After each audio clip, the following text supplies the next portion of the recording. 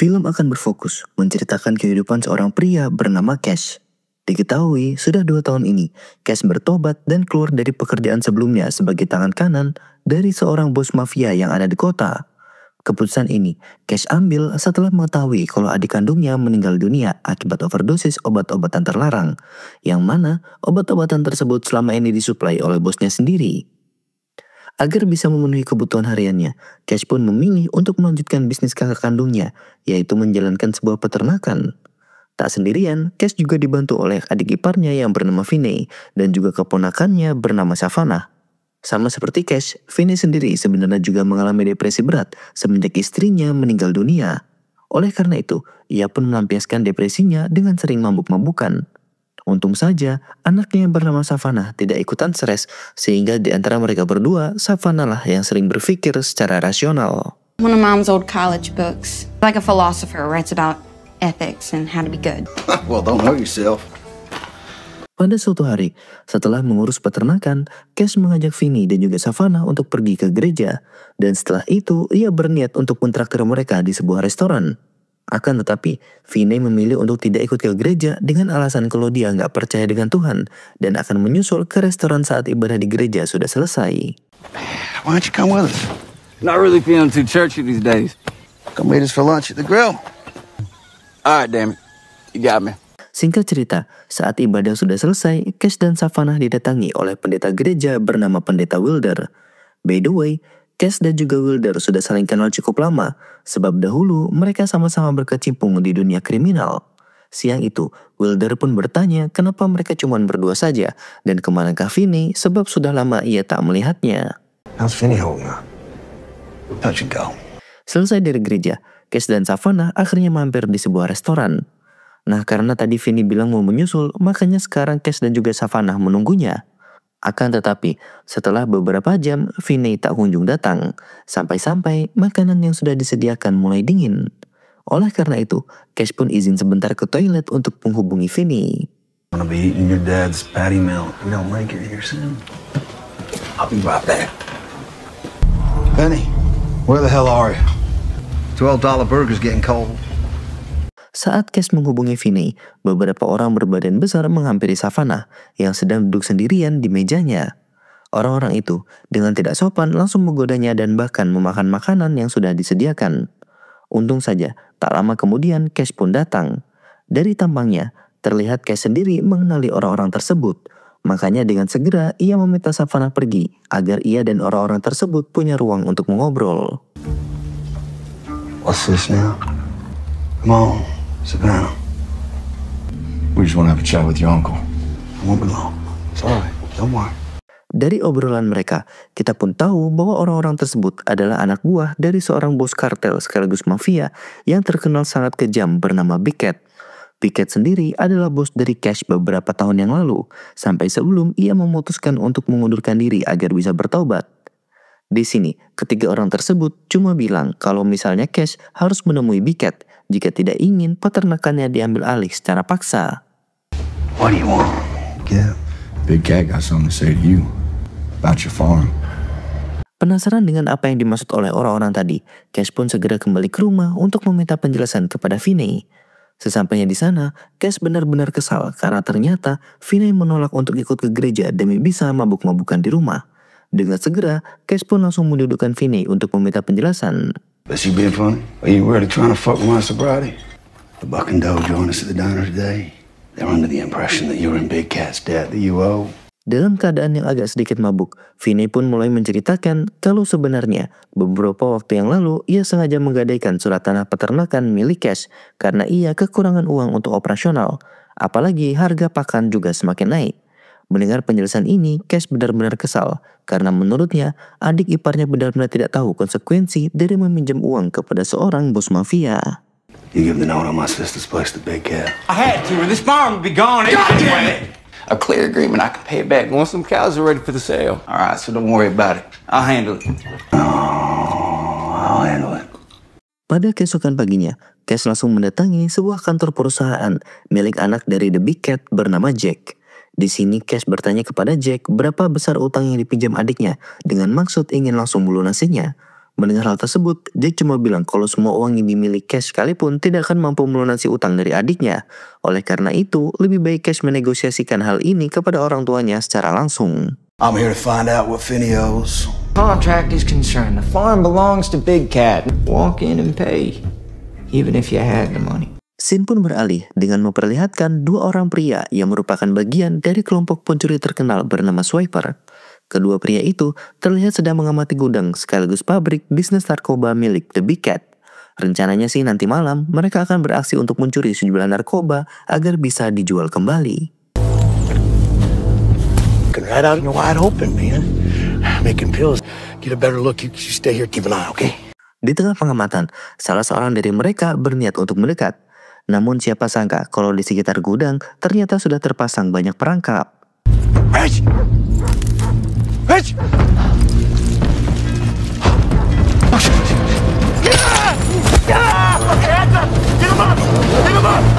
Di sisi lain, anak buah Big Cat mendatangi kediaman Finney dan juga Savannah. Tanpa basa-basi, mereka langsung menghajar Finney dan bahkan salah seorang dari mereka berusaha untuk memperkaos Savannah.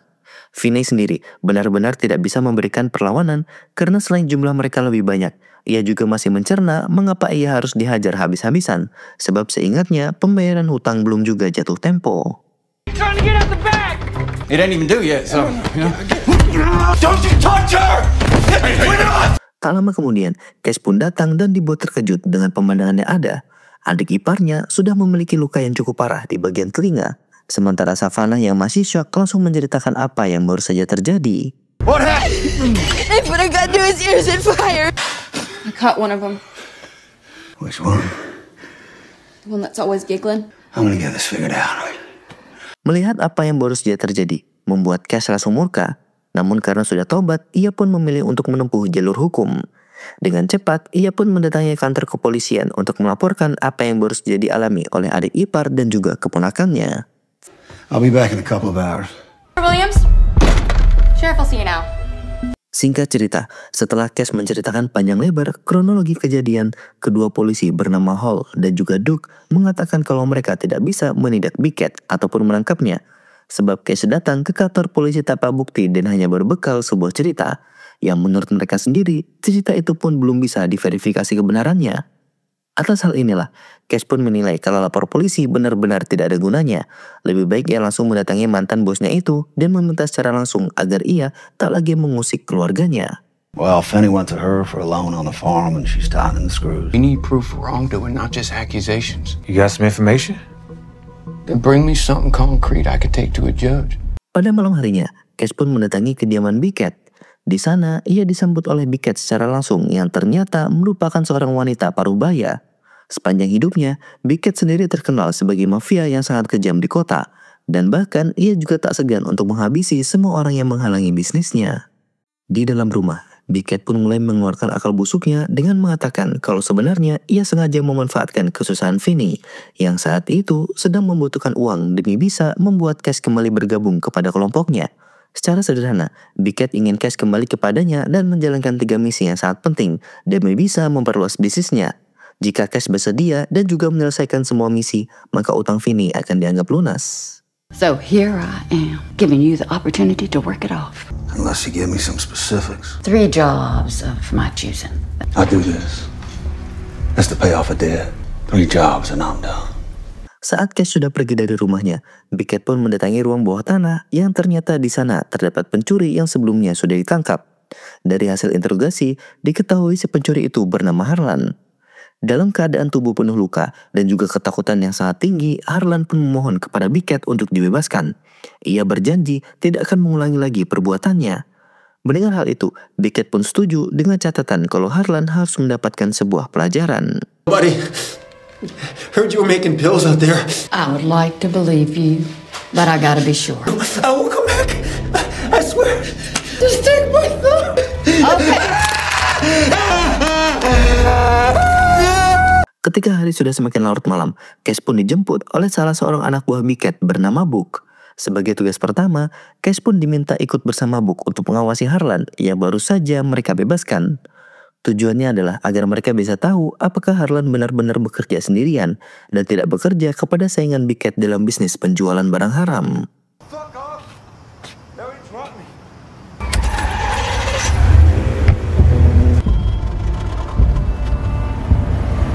Let's see what we're dealing with. Singkat cerita, tak lama kemudian Harley pun mendatangi sebuah tempat di mana para komplotan swiper biasa berkumpul. Dari percakapan mereka, Cash pun bisa tahu kalau selama ini komplotan tersebut telah ditugaskan oleh pesaing Big Cat untuk memata-matai bisnisnya, dan bahkan juga membuat rugi dengan mencuri barang-barang haram tersebut dari gudang. Makanya, tak lama kemudian Cash pun langsung menghubungi Book untuk langsung beraksi bersama beberapa anggotanya. Damn, Harlan, I told you to be careful. These motherfuckers back tonight, huh? Talk to me. What do we got? Yeah, it's just like we thought.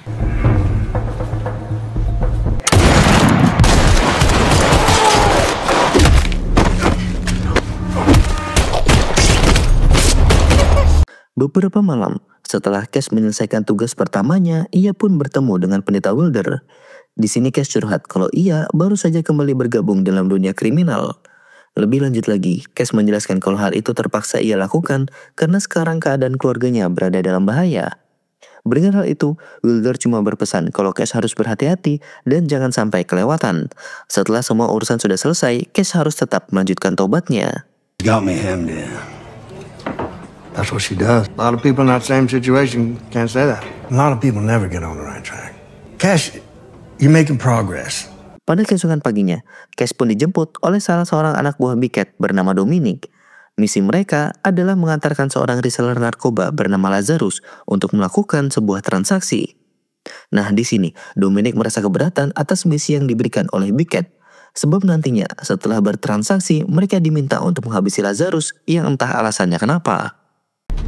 Lazarus, he'll be coming with us, but he's not coming back. He's been working this deal for months and open up a whole lane of East Coast distribution. Setelah beberapa jam berkendara, sampailah mereka di sebuah hutan tempat nanti mereka bertransaksi. Di sini, Lazarus agak sedikit bingung dengan tingkah Dominic yang terlihat agak gelisah. Dan saat Lazarus bertanya mengapa Dominic gelisah, tiba-tiba... Gonna keep facing a hole in the ground. What's the deal, man? Been acting fucking weird all day. What? Cash yang melihat apa yang baru saja Dominic lakukan, tentu ia sangat kesal. Karena dari awal, Cash sudah bilang kalau mereka akan menghabisi Lazarus setelah bertransaksi. Sebab kalau Lazarus sampai dibunuh sebelum transaksi, bagaimana bisa nanti si pembeli percaya kalau barang yang mereka antar adalah narkoba sesuai pesanan? The fuck you just do? He knew something was up. After. They were clean after. It's his deal, isn't it? Sesaat setelah mereka membereskan jasad Lazarus, para gangster yang merupakan pembeli narkoba pun akhirnya datang. Ketiadaan Lazarus membuat para gangster itu pun yakin kalau dua orang di hadapan mereka adalah orang jahat. Sehingga pada akhirnya mereka pun ingin membatalkan transaksi. Cash yang sudah mengetahui hal ini tentu tidak bisa terima begitu saja. Dengan nada agak sedikit memaksa, ia pun meminta kepada para gangster untuk tetap melanjutkan transaksi. Hingga akhirnya cekcok dan juga adu tembak pun terjadi di antara mereka. Nobody move. I understand.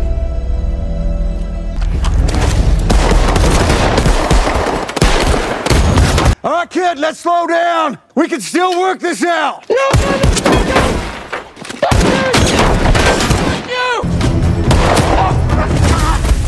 Setelah menghabisi semua anggota gangster, Cash dan juga Dominic membawa pergi uang hasil transaksi. Tapi di tengah jalan, rupanya mobil yang dikendari oleh mereka mengalami masalah. Sehingga dengan terpaksa, Cash pun meminta bantuan Vinny untuk menjemputnya. Singkat cerita, setelah Vinny datang, Cash dan juga Dominic pun melanjutkan perjalanan. Dan sebelum pergi, mobil rosok yang mereka naiki tadi langsung dibakar, berikut dengan jasad Lazarus yang ada di dalamnya.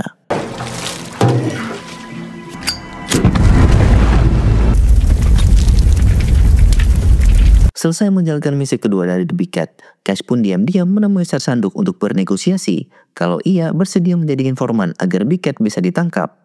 Cash bilang kalau ia mengetahui semua kegiatan kriminal dan juga bisnis haram yang dijalankan oleh Big Cat selama ini. Mendengar hal itu, Duke pun langsung menyambut ajakan dari Cash. Sebelum berpisah, Cash juga meminta kepada Duke jaminan soal keamanan keluarganya, sebab dia takut kalau nanti Big Cat berbuat macam-macam. I want to give you Big Cat. How you gonna do that, Cash? But I'm gonna need more than the story. Big Cat roasts my family on a spit, you understand? I got you on that, I give you my word. Pick a better meeting spot next time. Pada sore harinya, Cash bersama Vinny mengajarkan Savannah untuk berlatih menggunakan senjata. Mereka sih bilang kalau Savannah harus menguasai skill tersebut karena siapa tahu suatu saat Savannah bisa menjadi atlet menembak. Tapi di balik itu semua, Cash sendiri memiliki tujuan kalau Savannah memang harus menguasai skill menembak. Karena siapa tahu suatu saat keluarga mereka berada dalam bahaya. Bottom left, corner. All right. Breathe. Relax. Slow it all down, Savannah. Say the word. Squeeze that trigger. You know what to do. Survival. All right. Second ring. Heck no. That's what I'm talking about. Di sisi lain, saat Sir Sanduk dalam perjalanan kembali ke kantor, ia berpas-pasan dengan seorang pengemudi wanita yang sepertinya dalam keadaan mabuk. Dengan segera, ia pun mencegat pengemudi wanita itu dan berniat untuk menilangnya. Namun di sini, si wanita langsung menyodorkan uang damai kepada Duke agar ia tetap bisa melanjutkan perjalanan. Nah, disinilah anehnya, Duke malah menolak uang haram tersebut, padahal biasanya uang seperti inilah yang disukai oleh banyak polisi di daerah Wakanda. Real. Is that about $100? Are you sure about that? 100%. Whoa! Let it fucking go! Oh yeah. Setelah berhasil membungkur si wanita, Sir Sanduk langsung memeriksa mobilnya dan mendapati kalau di bagasi belakang ada banyak sekali barang haram. You just fucked up big time!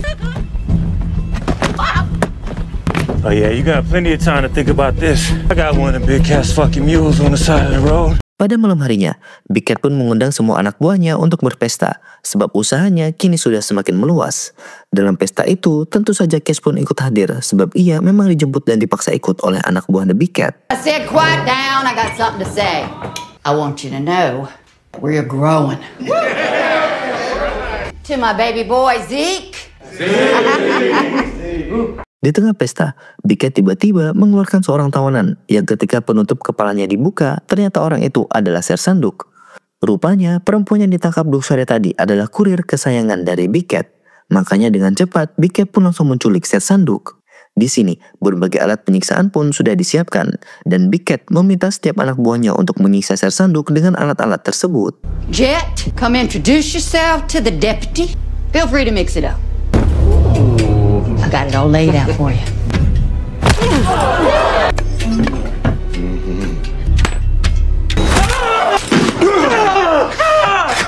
Saat tiba giliran Cash untuk menyiksa Sir Sanduk, ia yang tidak tega akhirnya mengajukan permohonan kepada Big Cat kalau ia akan memberikan siksaan yang lebih sadis kepadanya, dengan catatan kalau hal itu ia akan lakukan di luar ruangan dan nantinya Sir Sanduk akan ia habisi secara perlahan. Mendengar hal itu, Big Cat pun tidak setuju dan daripada banyak berdebat, tiba-tiba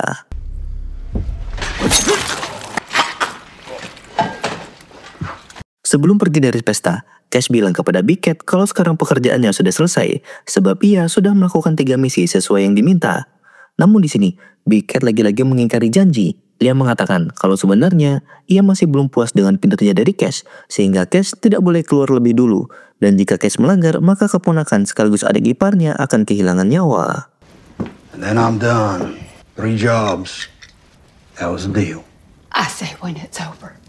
Your drunk-ass brother-in-law and your sister's bones. You got me, boy.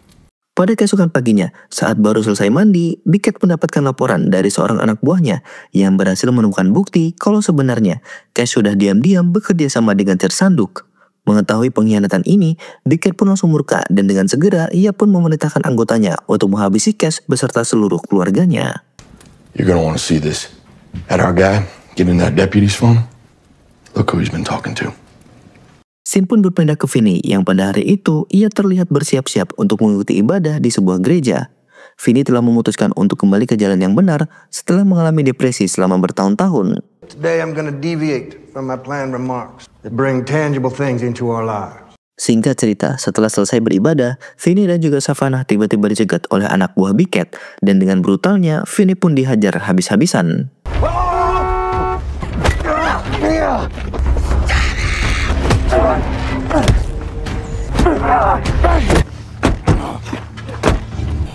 Help coming!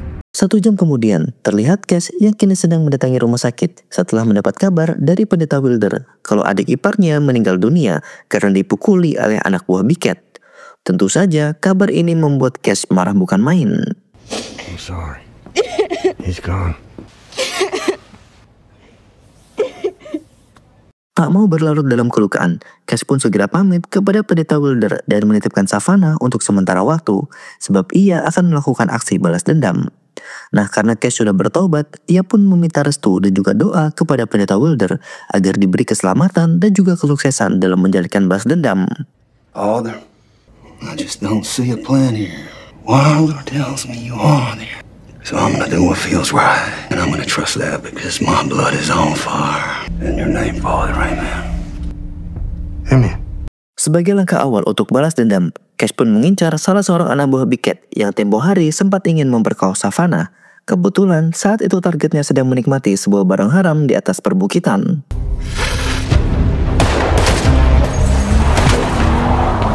You fucking cunt!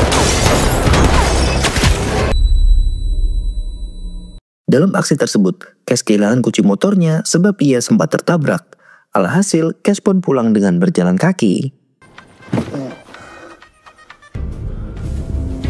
Beberapa jam kemudian, anggota kepolisian pun akhirnya tiba dan langsung mengolah TKP. Di sana, pemimpin mereka sekaligus kacung dari Big Cat bernama Kapten Hull langsung melaporkan kalau di TKP mereka menemukan kunci dari motor yang biasa dikendarai oleh Cash. Anything you'd like me to do? Even left his damn keys. Keep this mess from getting out. Singkat cerita, beberapa saat kemudian sampailah anak buah Big Cat di kediaman pendeta Wilder. Di sana, mereka dengan tidak sopan meminta si pendeta untuk menyerahkan Savannah. Tapi tentu saja karena sudah dipasrai oleh Cash untuk menjaganya, pendeta Wilder pun tidak mau menyerahkan Savannah. Alhasil ia pun langsung dipukuli.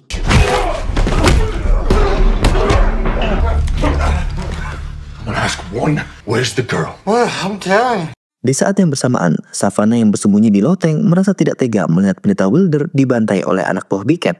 Dan karena hal itu, ia pun langsung menyerahkan diri. Right here! Now leave him alone! No!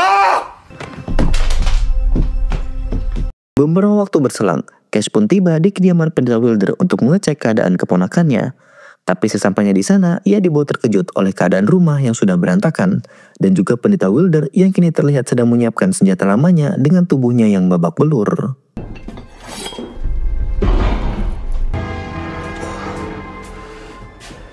What the hell happened? Saat Cash bertanya apa yang baru saja terjadi, pendeta Wilder bilang kalau baru saja anggota Big Cat sudah menculik Savannah. Oleh karena itu, ia memutuskan untuk bergabung bersama Cash menghabisi Big Cat karena Big Cat sudah mengganggu seorang jemaatnya. I think you and I got the same idea. I splash some water on my face.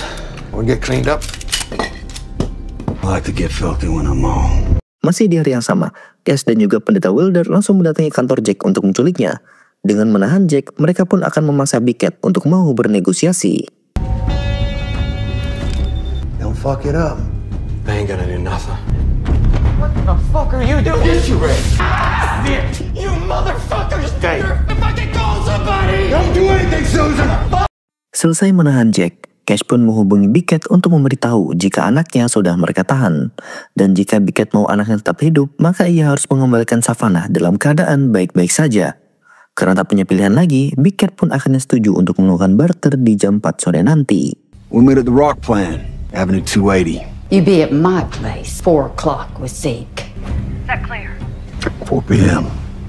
1 jam sebelum pertukaran, Cash diam-diam sudah menyelinap di pekarangan rumah Big Cat. Rencananya, ia akan masuk ke dalam secara diam-diam saat pendeta Wilder menggantikan posisinya untuk barter.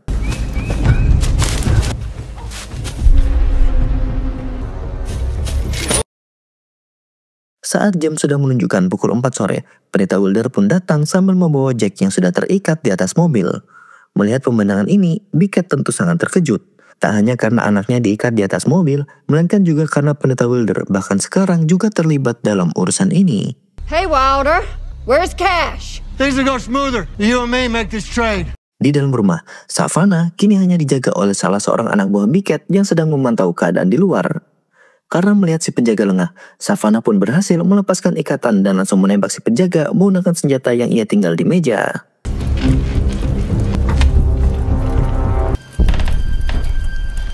Okay?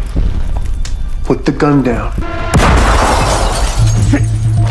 Tembakan tadi membuat keadaan langsung chaos. Seketika Wilder pun terlibat baku tembak dengan anak buah Big Cat di halaman depan. Sementara Cash sendiri berusaha untuk cepat masuk ke dalam.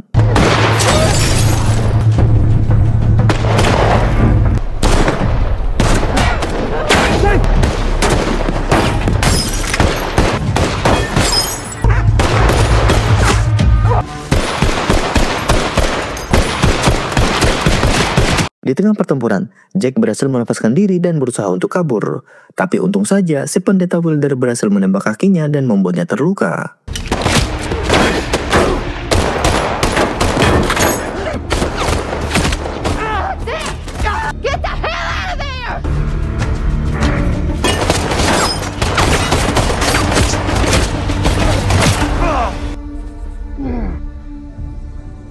Dalam keadaan terluka, Jack malah masuk ke area satwa tempat anjing peliharaan milik Beckett.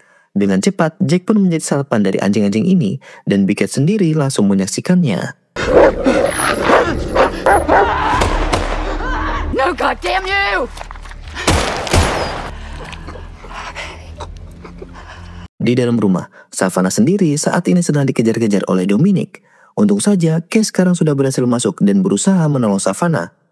Nah, karena kebetulan amunisinya habis akibat pertempuran di luar, Cash pun menyerang Dominic menggunakan tangan kosong.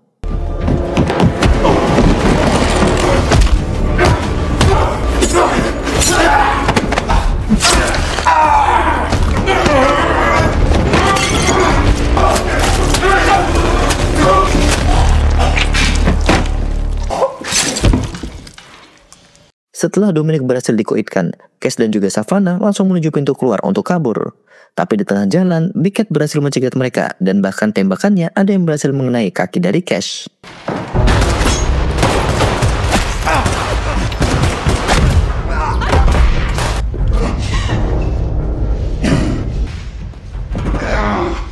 Saat sudah terpojok, Cash meminta kepada Savannah untuk kabur duluan lewat jendela, sementara ia memilih untuk menahan Beckett.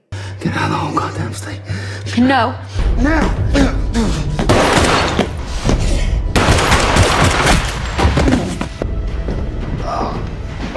Ketika Cash sudah yakin kalau kini ajalnya akan datang, tiba-tiba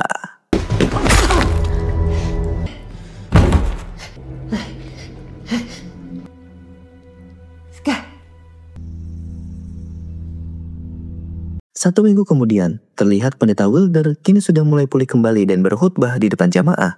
Sementara Cash dan juga Savannah kini memilih untuk hidup bersama dan melanjutkan bisnis peternakan yang mereka miliki.